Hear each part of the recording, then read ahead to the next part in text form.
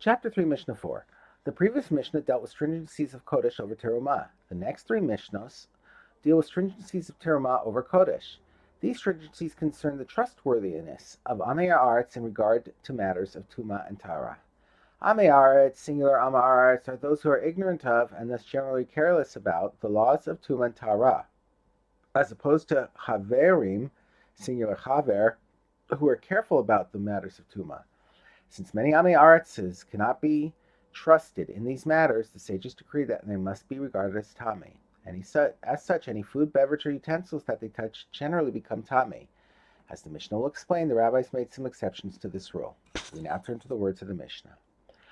A stringency of Terumah over Kodesh is that in the province of Judea, Amei Haaretz are trusted regarding the Tahara of sacrificial wine and oil throughout the year. But by rabbinic decree, they are not trusted about the Tahara of Terumah wine and oil during most of the year. However, during the wine pressing and olive pressing seasons, they are trusted regarding the Tahara of Terumah as well, because they were more careful during this season.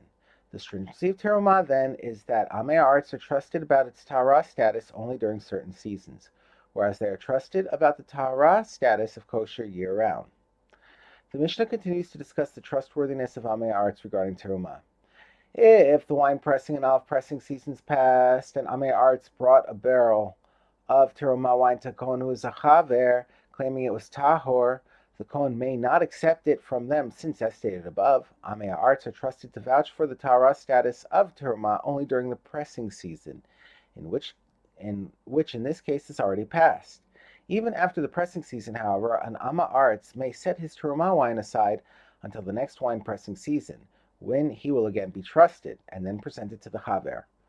And if after the close of the pressing season an Amei Haaretz presented a barrel of Terumah wine to a Chaver, claiming it was Tahor, and said to him, I designated within this barrel of Terumah wine a quarter log of wine for Kodesh to be poured as a Nesach on the altar, he is trusted not only about the Kodesh wine, but even regarding the Terumah wine.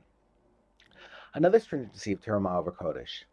If jugs of wine and jugs of oil that were prepared by Amei Haaretz are a mixture of Terumah and Kodesh, meaning that an Amei Haaretz plans to separate tithes from jugs of Tevel, untithed wine or oil, and then designate a portion of the remaining wine or oil as Kodesh.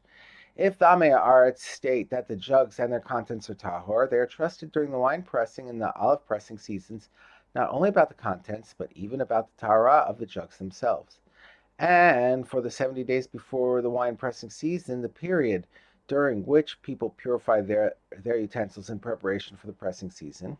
Since Amei Haaretz are trusted about the portion of wine or oil that will eventually be designated as Kodesh, they are also trusted for 70 days prior to the wine pressing season about the Tahara of the jugs that contain the Kodesh and the portion of the Terumah within them. Amei Haaretz are not trusted, however, about the Tahara of utensils containing only Terumah, no Kodesh. This, then, is the second stringency of Terumah over Kodesh.